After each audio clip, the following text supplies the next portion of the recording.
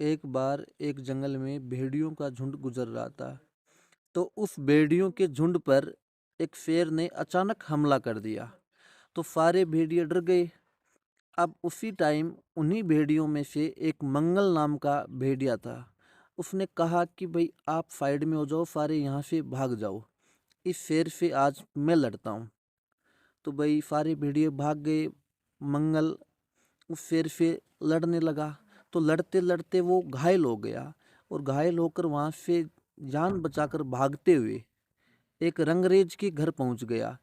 अब रंगरेज के घर जैसे ही वो पहुँचा तो वो कलर में गिर गया, जिससे उसका पूरे जो बदन पे है वो कलर लग गया और नीले कलर का हो गया।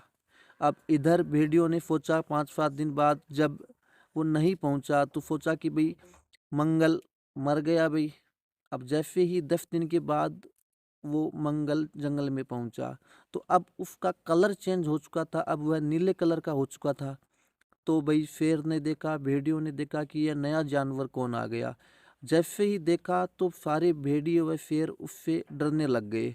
तो भाई शेर ने डर कर उसे उस जंगल का राजा नियुक्त कर दिया। वो भेड़िया मन ही मन तो खुश था कि चलो राजा बन गया, लेकिन उसके मन में ये विचार जरूर था कि मैं जाके अपने पुराने साथी भेड़ियों से मिलूं। तो जैसे तैसे करके एक दिन वो पुराने अपने साथी भेड़ियों के पास पहुंच गया। उनको जो सच्चाई थी, जो राज की बात थी, वो बताई कि भाई मैं आपका वही पुराना साथी मंगल हूँ।